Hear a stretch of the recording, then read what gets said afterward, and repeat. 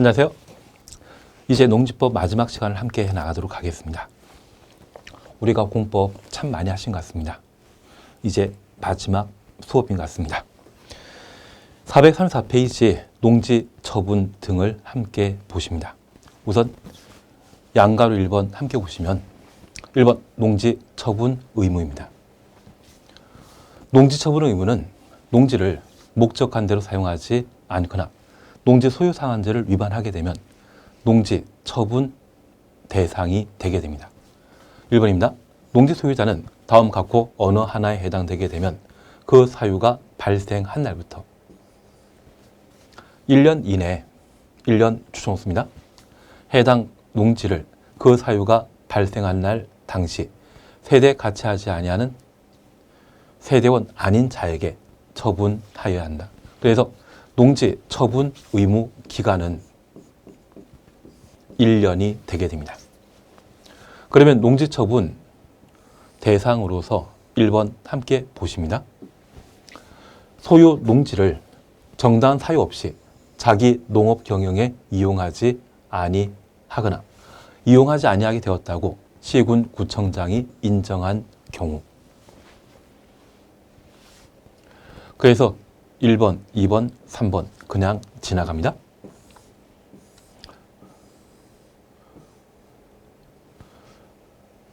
그리고 2번, 3번, 4번 지나가시고 4의 1을 함께 보십니다.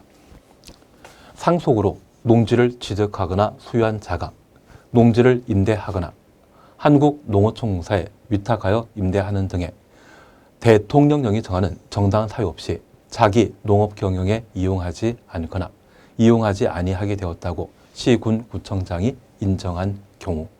그래서 도시인이 농지를 취득하게 되었을 때 10,000제곱미터까지 농지 소유할 수 있는데 그러한 농지를 정당한 사유 없이 자기 농업 경영에 이용하지 아니했다면 농지 처분 대상이 되게 됩니다. 그리고 4의 3입니다. 8년 이상 농업 경영하고 있는 자가 이농한 후 이농 당시 소유하고 있는 농지를 계속 소유한 자가 농지를 임대하거나 농어총공사에 위탁하여 임대하지 아니한 경우에는 농지 처분 대상이 되게 됩니다. 5번입니다. 농지 전용 허가받거나 신고하여 농지를 취득한 자가 취득한 날부터 2년 동일해 놓습니다. 목적 사업에 착수하지 아니한 경우에는 농지 처분 대상이 되게 됩니다. 그리고 8번을 함께 보십니다. 농지 소유 상한 초과하여 농지를 소유한 것으로 판명된 경우. 그래서 도시인이 농지를 상속받게 되면 10,000제곱미터까지 농지 소유할 수 있는데 20,000제곱미터, 30,000제곱미터를 상속받게 되었다면 10,000제곱미터 초과하는 부분에 대해서는 농지법 위반하는 것으로 판명되어 농지 처분 의무 대상이 되게 됩니다. 이런 날이 발생한 날부터 1년 내 농지 처분해야 되죠. 2번 그냥 지나가시고 3번 농지 처분 명령을 함께 보십니다. 그래서 우리 교재 435페이지입니다. 시군 구청장은 다음 각호 어느 하나에 해당되는 농지 소유자에게 6개월 이내, 6개월 추정수입니다. 그 농지를 처분할 것을 명할 수 있다. 6개월부터 명할 수 있다까지 가로해 놓습니다. 이것은 농지 처분 명령으로서 농지 처분 명령에 따라 농지 처분할 기간은 6개월이 되게 됩니다. 우선 2번을 함께 보십니다. 처분 의무 기간에 처분 대상 농지를 처분하지 아니한 경우에는 6개월 내 농지 처분하도록 명령할 수 있습니다. 그래서 농지법을 위반하여 농지 소유 상한제를 위반한 경우에는 저 위반한 날부터 1년 내 농지를 처분하여야 하고 1년 내 처분하지 않는다면 6개월 내 농지 처분하도록 명령할 수 있습니다. 그래서 실제 농지 소유 상한제 위반하면 1년과 농지 처분 명령 기간인 6개월 조합해서 1년 6개월 내 농지 처분하도록 되어 있는데 이번에 개정된 사항으로 1번입니다. 거짓, 그 밖에 부정한 방법으로 농지증을 발급받아 농지를 소유한 것으로 시군구청장이 인정한 경우에는 6개월 내 농지 처분 명령할 수 있습니다. 개정 전까지만 하더라도 거짓, 부정한 방법으로 농지증 발급받아 농지 소유한 경우에는 1년 내 농지 처분하도록 되어 있고 기간 내 처분하지 않는다면 6개월 내 농지 처분 명령하도록 되어 있었는데 이걸 개정하여 처분 의무 기간 적용하지 않고 바로 6개월 내 농지 처분 명령할 수 있습니다. 그래서 제1야당 대표 아버지가 제주도의 농지를 거짓 부정한 방법으로 농지증 발급받아 농지를 취득한 것이 여론화된 적이 있습니다. 그 이후 법을 개정한 것으로서 이러한 경우에는 농지 처분 의무기간 적용하지 않고 바로 시군 구청장이 농지 처분 명령할 수 있도록 법을 개정한 것입니다. 그래서 저 1번에 해당되는 경우는 농지 처분 의무 기간을 적용하지 않고 바로 농지 처분 명령 대상으로 삼을 수 있는 그런 경우가 되게 됩니다. 최근 개정된 사항이기 때문에 저 1번에 관한 사항을 꼭 한번 정리해 놓습니다. 3번 처분 명령류에 얘는 크게 신경 쓰지 말고요. 바로 4번 넘어갑니다. 우리 교재 436페이지 농지 매수 청구 찾으셨죠? 1번입니다. 농지 소유자는 처분 명령 받으면 처분 명령 추정수입니다. 한국농어촌공사에 그 농지의 매수를 청구할 수 있다. 그러면 우리가 잠깐 이해하실 것은 농지를 매매하게 된다면 농지를 취득할 수 있는 자는 기본적으로 농업인이어야 됩니다. 그래서 농지 구입할 자가 몇 안 되기 때문에 농지 처분 명령 대상인데도 불구하고 농지를 팔지 못하는 경우가 있습니다. 만약 이런 경우는 농어촌공사에 농지 매수 청구할 수 있습니다. 이렇게 농지 처분 명령 받았을 때 매수 청구할 대상은 처분 명령 받은 자가 농어촌공사에 농지에 매수 청구할 수 있고 처분 의무 대상자는 매수 청구하는 자 아닙니다. 그래서 1년 내에 농지를 처분해야 되는 농지 처분 의무 대상자의 경우는 매수 청구할 수 있는 청구권자 아니고요. 1년 내 농지 매각하지 못하고 시군 구청장으로부터 6개월 내 농지 처분 명령 받은 자만 한국농어촌공사에 매수 청구할 수 있습니다. 1번입니다. 2번입니다. 농어촌공사는 매수 청구받으면 공시지가 추천호수입니다. 우리가 공부하는 부동산법의 국토계획법이나 도시개발법, 정비법, 건축법, 주택법에는 공시가란 말이 나오지 않습니다. 오직 농지법에만 나오는 겁니다. 공시지가를 기준으로 해당 농지를 매수할 수 있고 실거래 가격이 공시가보다 낮은 경우는 실거래 가격 기준으로 매수할 수 있습니다. 그래서 농지 매수 청구와 관련되어 매수 청구권자 누구인지 그 상대방이 누구인지 파악하시고 그 가격은 공시지가 기준으로 하고 실거래 가격이 낮게 형성되었다면 실거래 가격으로 매수할 수 있습니다. 5번 이행강제금 함께 보십니다. 이행강제금도 최근 개정되었거든요. 시군구청장은 다음 어느 하나에 해당되는 자에게 감정평가법인 등이 감정평가한 감정가격 또는 부동산 가격 공시에 관한 법률에 따른 개별 공시지가 중에 더 높은 가액의 100분의 25에 해당되는 이행강제금을 부과한다. 이행강제금이 개정 전까지만 하더라도 20%였는데 지금은 25%로 개정되었습니다. 최근 개정 사항이기 때문에 이번 시험에 출제될 가능성이 높습니다. 그리고 이 이행강제금의 기준이 되는 것은 감정가격 또는 개별 공시지가 중에 높은 가액의 25%를 이행강제금으로 부과하게 됩니다. 1번입니다. 처분 명령 받은 후 매수 청구하여 협의 중인 경우 등의 대통령령이 정하는 정당한 사유 없이 지정 기간까지 처분 명령을 이행하지 아니한 자 그리고 원상 회복 명령 받고 이행하지 아니한 때는 이행 강제금을 부과할 수 있습니다. 그래서 우리는 1번에 관한 사항을 꼭 한번 정리해 놓습니다. 농지 처분 명령 받고 정당한 사유 없이 지정 기간까지 처분 명령 이행하지 아니하면 이행 강제금의 부과 대상이 되게 됩니다. 2번 부과 절차에 관한 사항, 3번 방법에 관한 사항 그냥 지나가시고 바로 4번을 함께 보십니다. 시군구청장은 최초 처분 명령 한 날을 기준으로 처분 명령 이행될 때까지 이행 강제금을 매년 1회 부과 징수할 수 있다. 우리가 공부한 6개 부동산 공법 중에 건축법과 농지법의 이행 강제금을 마련하고 있습니다.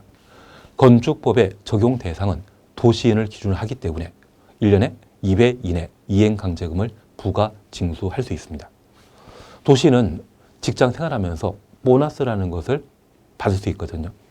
1962년도에 건축법 제정되었을 때는 추석 명절과 설 명절에 1년에 보너스 2번 있었습니다. 그것 고려해서 1년에 2회이고요.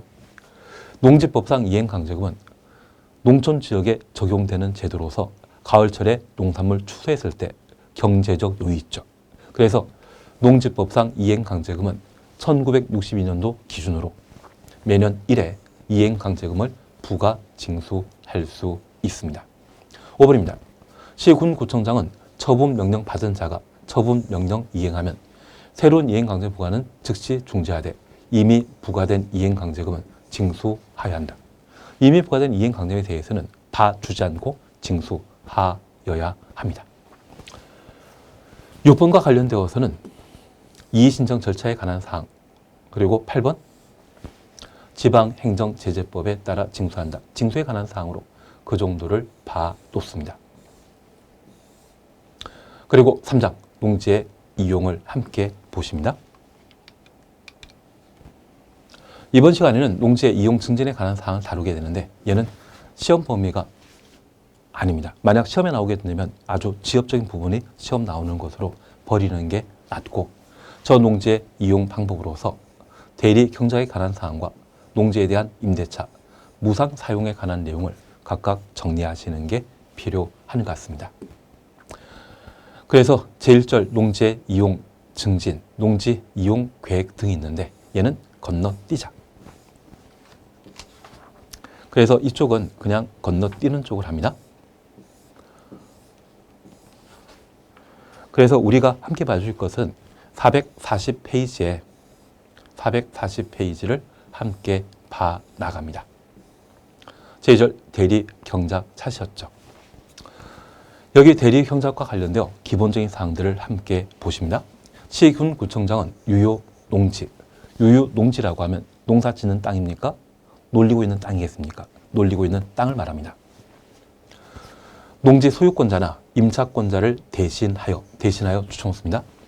가로 속에 대리 경작자, 농작물을 경작할 자를 직권으로 지정하거나 유효 농지를 경작하려는 자의 신청받아 소유자가 아니라 놀고 있는 땅을 보고 아까워하는 주변 농민들의 신청받아 대리 경작자를 지정할 수 있습니다. 그래서 유효 농지라고 하면 놀리고 있는 빈 땅에 농사 지을 자를 시군구청장이 지정하는 것을 대리 경작이라 표현하게 됩니다. 2번 지정 대상 농지에 대해서는 그냥 지나갑니다. 3번 지정 요건 그냥 지나갑니다. 우리가 잠깐 봐주실 것은 대리 경작 지정하게 되면 그 대리 경작과 관련된 경작 기간과 대리 경작자의 의무 등에 관한 사항만 함께 살펴놓습니다. 대리 경작자는 대리 경작 농지에 경작한 농작물의 수확량의 100분의 10을 수확일부터 2개월 이내 2개월 동그라미 해놓습니다. 2개월 이내 토지 사용료로 지급하도록 되어 있습니다. 그래서 이 대리 경작과 관련되어 수확량의 100분의 10, 이건 11조와 같죠. 그리고 2개월 내 농지 소유자 등에게 지급하게 되면 이 내용은 사적 관계에 해당되는 것으로서 2개월 이내 민법 적용하는 2개월 이내 토지 사용료 지급하도록 되어 있습니다. 그래서 100분의 10이라는 것과 2개월이라는 걸 각각 구분해 놓습니다. 그리고 5번입니다. 대리 경작 기간을 따로 정하지 않으면 3년으로 한다. 그래서 대리 경작 기간은 3년으로 정해진다. 그 정도 봐놓습니다. 그리고 제3절 농지 임대차 무상 사용을 함께 보십니다. 우선 임대차와 무상 사용입니다. 다음 각호 어느 하나에 해당되는 경우 외에는 농지를 임대하거나 무상 사용할 수 없다. 할 수 없다 추천보시면 농지법상 임대차 등은 부정하고 있는 것이죠. 예외적으로 농지 임대차가 가능한 겁니다. 그래서 위탁 경영이나 농지 임대차 등에 대해서는 농지법상 원칙적으로 부정하고 있습니다. 그러면 예외적으로 농지에 대한 임대차 등이 가능한 것으로서 2번 함께 보십니다. 상속으로 농지 취득한 자는 농지 임대할 수 있고 8년 이상 농업 경영 하던 자가 인농한 이후 인농 당시 소유하고 있는 농지를 계속 소유하는 경우에는 농지의 임대차 가능합니다.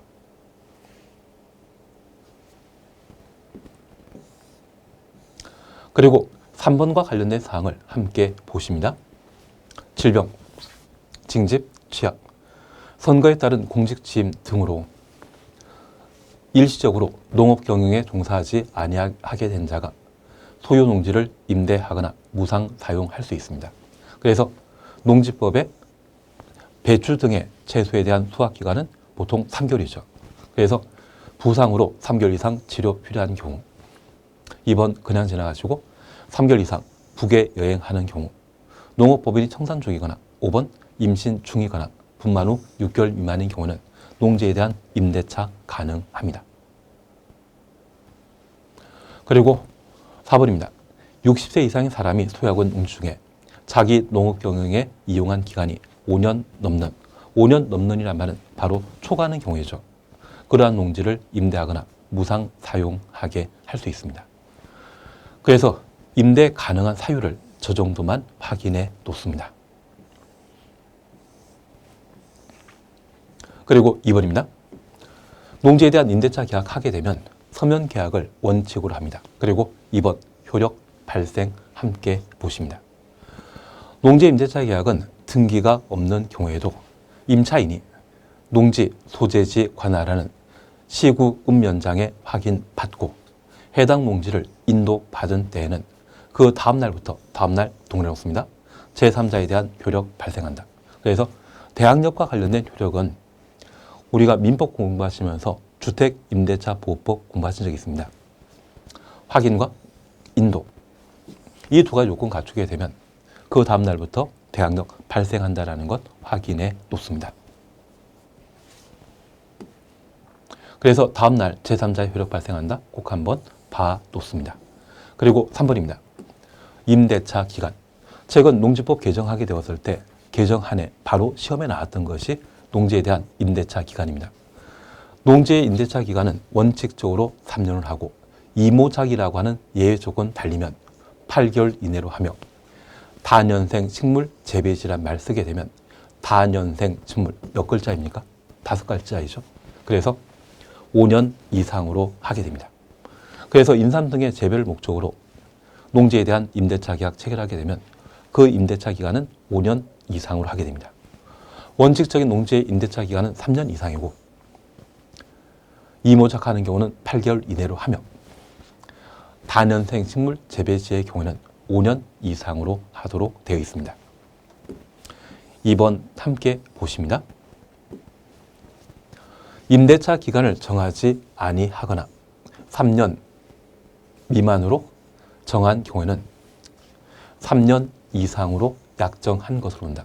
그래서 농지에 대한 임대차 관계가 형성되게 되면 임차인 보호하기 위해 임대차 기간을 정하지 않았다면 그 임대차 기간에 대해서는 3년 이상으로 하고 다년생 식물 재배지의 경우는 5년 이상으로 하게 됩니다.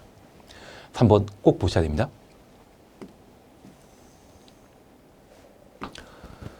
임대인은 질병, 징집 등의 사유로 임대차 기간을 3년 미만으로 정할 수 있습니다. 다른 생물의 경우는 임대차 기간을 5년 미만으로 정할 수 있는데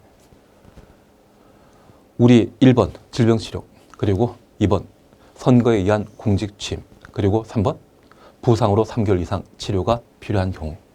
그래서 병원에서 6개월 정도 치료받을 상황이라면 그 6개월만 임대차 기간으로 정하고 나머지 기간은 자신이 직접 농사 지을 수 있죠.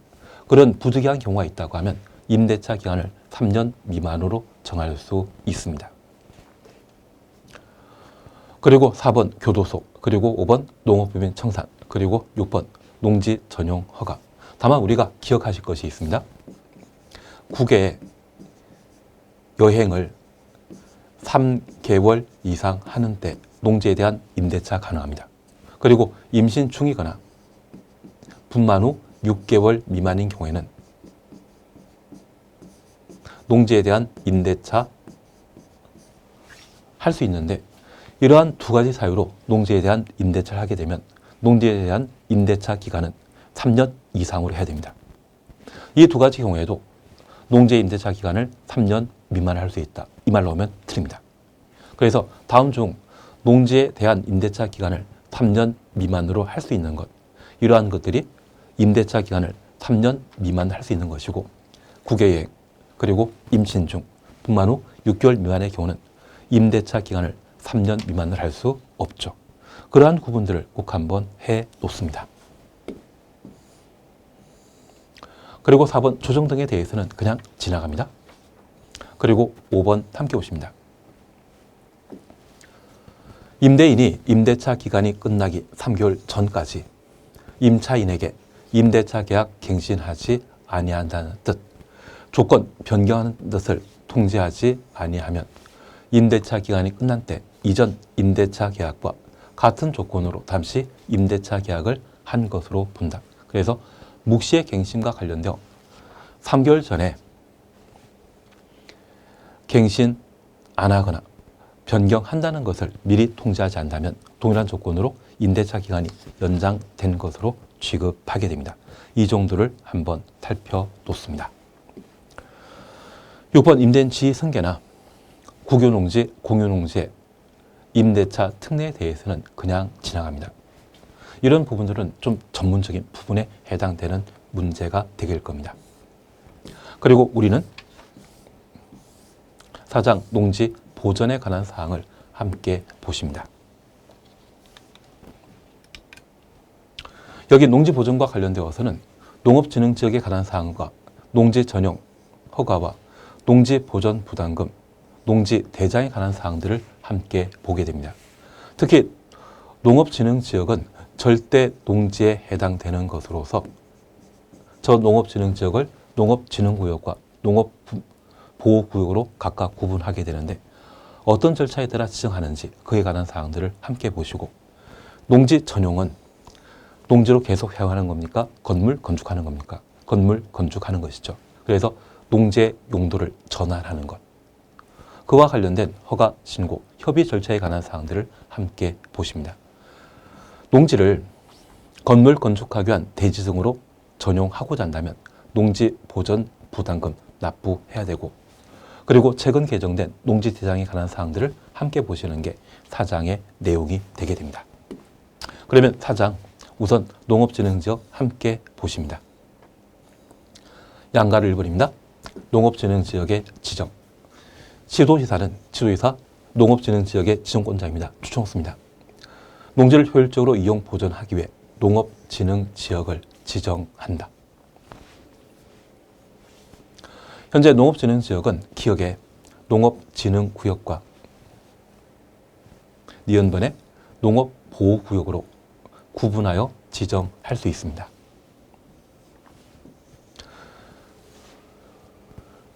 여기 농업진흥지역과 관련되어서는 두 번째 줄에 농지가 집단화되어 농업 목적에 이용하는 것이 필요한 지역, 그리고 농업보호구역은 농업진흥구역의 용소원 확보, 토질 보전 등의 농업 환경을 보호하기 위해 필요한 지역을 농업보호구역이라는데, 우리 고속도로 여행하시다 보면 바둑판처럼 잘 정비된 농지 보신 적 있죠. 이게 농업진흥구역입니다. 그리고 이런 농업진흥구역에 경작을 목적으로 물을 농업용수를 공급하는 관계 토지설이 있다면 걔가 농업보호구역이 되게 됩니다. 그래서 우리 잠깐 이렇게만 이해해 놓습니다. 만약 우리 주변에 계란이라는 것을 보셨다고 하면 그 계란은 노른자와 흰자로 구성되어 있는데 이 노른자가 농업진흥구역이고요. 그 노른자 주위에 흰자가 농업보호구역에 해당하게 됩니다. 농업진흥구역과 농업보호구역을 모두 농업진흥지역이라 표현하게 됩니다. 이번 지정대상 함께 보십니다. 농업진흥지역의 지정은 국토계획법에 따른 녹지지역, 관리지역, 농림지역, 자연환경보전지역, 그래서 녹간농자를 대상으로 지정하게 됩니다. 다만 서울특별시의 녹지지역은 제외한다.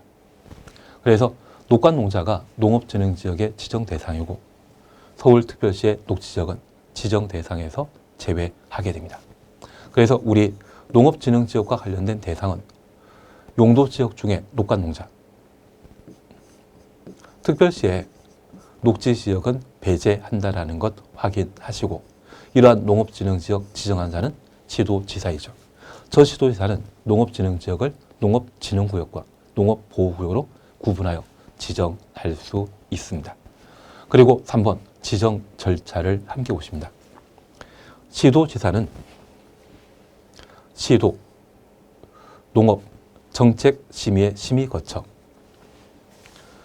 농림부 장관의 승인 받아 농업진흥지역을 지정할 수 있습니다. 그래서 농림부 장관의 승인 가로해 놓습니다. 그래서 농업진흥지역의 지정권자는 시도지사이지 농림부 장관 아니죠. 그리고 2번 그냥 지나가시고 3번 지정전 협의 함께 보십니다. 시도지사가 농업진흥지역 지정하고자 한다면 농림부 장관의 승인 받도록 되어 있습니다.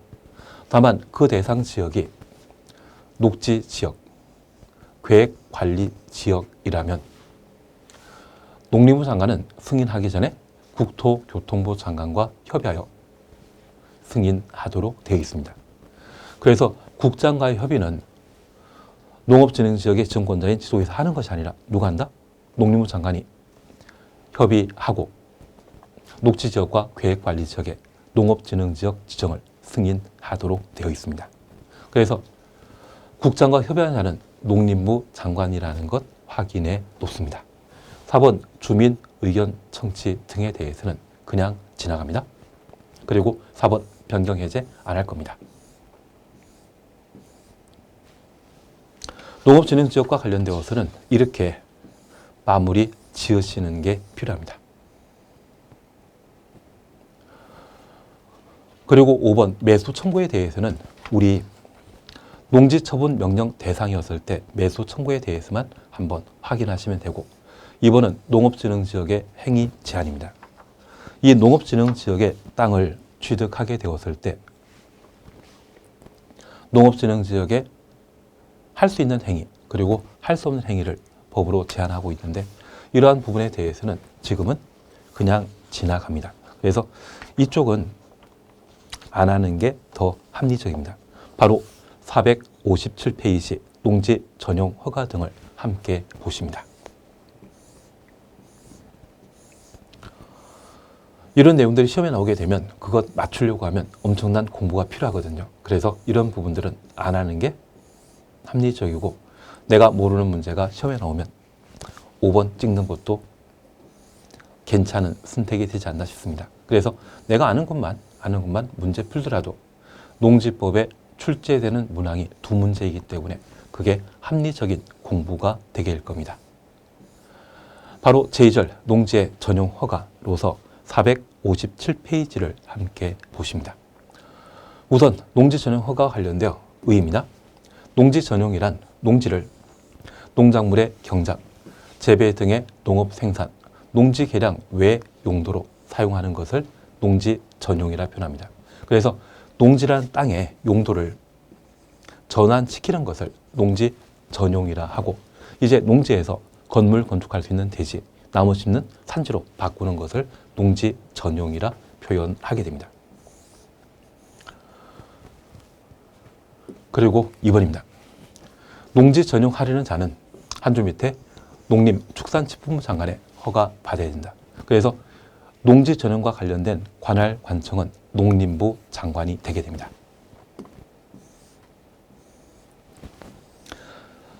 2번 그냥 지나갑니다. 그리고 위임과 관련된 사항 그냥 지나갑니다. 그리고 4번 농지 전용 허가 절차인데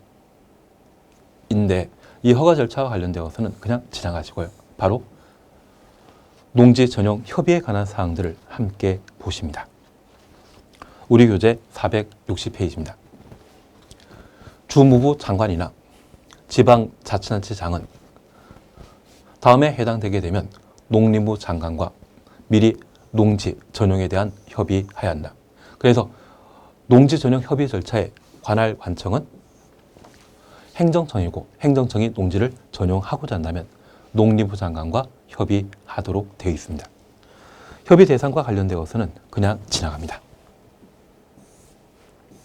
바로 461페이지 함께 보십니다. 3번 농지 전용 신고이죠. 농지를 다음 하나에 해당되는 시설 부지로 전용하려는 자는 시, 군, 구청장에게 신고해야 한다. 그래서 시, 군, 구청장부터 신고까지 가로해 놓습니다. 1번입니다. 농업인 주택. 그래서 농지를 농업인 주택 등으로 사용하고자 한다면 시, 군, 구청장에게 신고하도록 되어 있습니다. 가로 속에 농축산업용 시설, 계량시설과 농축산물 생산시설은 제외한다.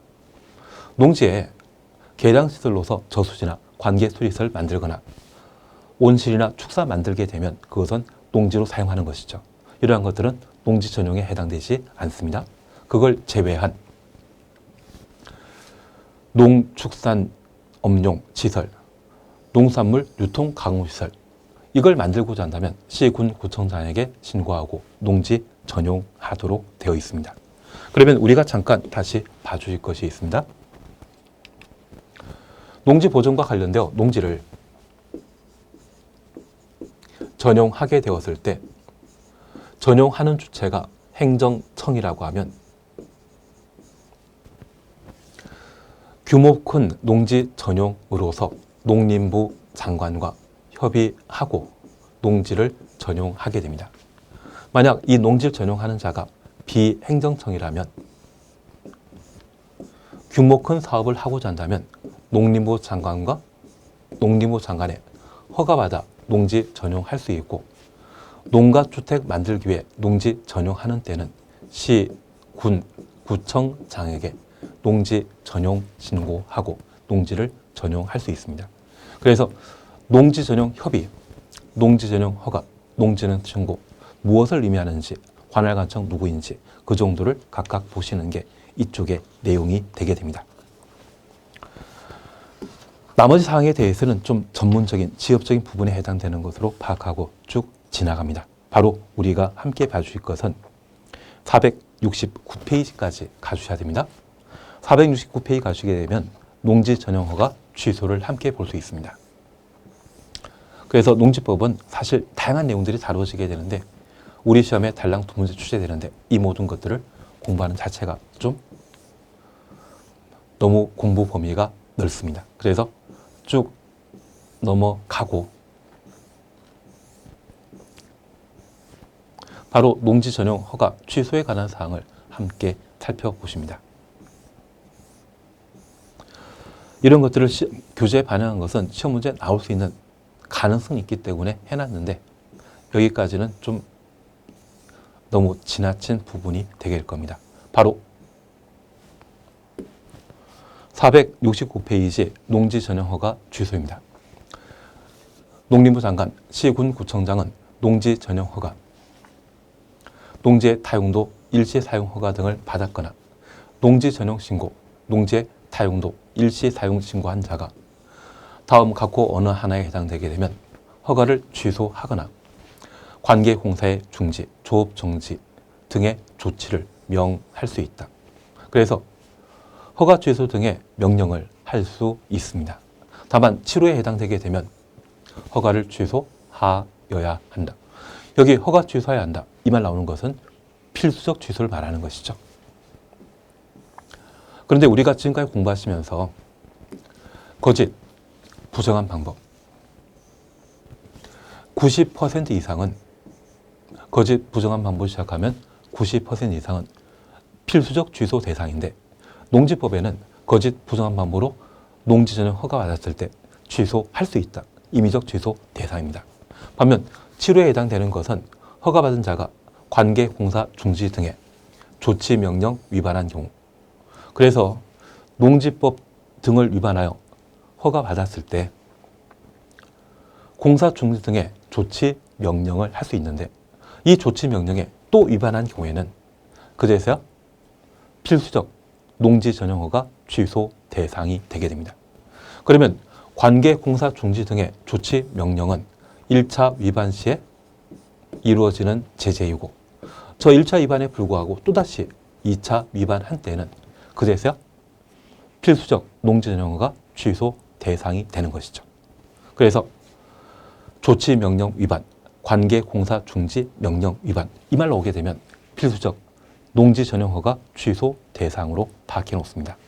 그것 하나만 확인해 놓습니다. 그러면 4번 잠깐 보십니다. 농지 전용 허가 받거나 신고하고 농지 전용 목적 사업과 관련된 사업계획 변경 등의 정당한 사유 없이 2년 이상, 2년부터 가로 열어놓습니다. 대지 조성 등에 착수하지 아니하거나 농지 전용 목적 사업에 착수한 후 1년 이상 공사를 중단한 경우 그래서 농지 전용 허가받고 2년 내에 공사에 착수하지 않거나 착수하고 1년 이상 공사 중단한 경우는 농지 전용 허가 취소할 수 있죠. 취소했는데 또는 공사 하라고 조치 명령했는데 불구하고 또 위반하면 그제서야 필수적 농지 전용 허가 취소 대상이 되게 됩니다. 잠깐 이해하시겠습니까? 그래서 농지 전용 허가 관련된 필수적 취소 대상이 무엇인지 그 정도를 함께 봐놓습니다. 동그라미 요는 그냥 지나갑니다. 7번 용도 변경 승인인데 그냥 지나가십니다. 그리고 지목 변경 제한 지나가고 원상 회복 명령 지나갑니다. 그리고 농지 보전 부담금과 농지 대장입니다. 1번 농지 보전 부담금 납입 대상만 보십니다. 다음 어느 하나에 해당되는 자는 농지의 보전 등을 위한 부담금, 농지 보전 부담금을 농지관리기금 운영 관리하는 자에게 내야 한다. 농림부 장관에게 내도록 되어 있습니다. 그래서 농지 전용 허가 받은 자, 농지 전용 협의, 거친 농지 전용하려는 자, 농지 전용 신고하고 농지 전용하려는 자 이들이 농지 보전 부담금의 부과 대상이 되게 됩니다. 그 금액에 대해서는 농지 전용 시에 해당 관할 관청과 상담하시는 게 필요한 것 같습니다. 그래서 농지 보전 부담금의 부과 대상 그 정도만 확인해 놓으시고 그리고 부과 금액에 관한 사항을 잠깐 확인하십니다. 농지 보전 부담금은 제곱미터당 부과 금액은 농지의 개별 공시가의 100분의 30을 한다. 그래서 개별 공시가의 30%를 농지 보전 부담금으로 내도록 되어 있습니다. 가산세 강제 징수 등등에 대해서는 그냥 지나갑니다. 환급 지나갑니다. 감면 지나가고 6번 농지 대장을 함께 보십니다. 우선 1번 농지 대장의 작성 비치입니다. 시구 읍면장은 농지의 소유 실태와 농지 이용 실태를 파악하기 위해 대통령령이 정하는 바에 따라 농지 대장을 작성하여 갖추어 둬야 한다. 그래서 시, 구, 읍면장이 농지 대장을 작성하는 자라는 것 확인해 놓습니다. 그리고 2번입니다. 농지 대장은 다음 어느 하나에 해당되는 농업인별로 농지를 작성한다. 1번입니다. 1000제곱미터 이상의 농지에 농작물을 경작하거나 다른 생물 재배하는 자, 330 이상의 고정실, 온실 등을 설치하고 농작물을 경작, 재배하는 자. 그래서 농지대장의 작성 대상은 1000제곱미터 이상, 시설 영농이라면 330 이상일 때 농지대장의 작성 대상이다. 그 정도만 확인해 놓습니다. 농지대장에 관한 사항도 최근 개정된 사항인데 농지대장에 작성하는 자, 시구 읍면장이라는 거 구분하고 작성 대상 저 정도를 봐 놓습니다.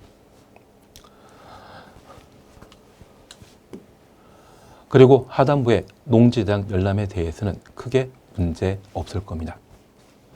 이렇게 농지법에 관한 사항들을 함께 보셨는데 농지법은 우리 시험에 두 문제 출제되는 것으로서 적용 대상과 관련된 용어 정의에 관한 사항 살펴보시고 최근 개정된 농지 취득 자격 증명, 농지증 발급 절차에 관한 사항들을 함께 봐줍니다. 그리고 이행 강제금 등에 관한 사항들을 함께 보시는 게 필요하지 않나 싶습니다. 다음 시간에는 농지법과 관련된 기출 문제를 함께 다뤄보도록 하겠습니다. 다음 시간에 뵙도록 하겠습니다. 수고하셨습니다.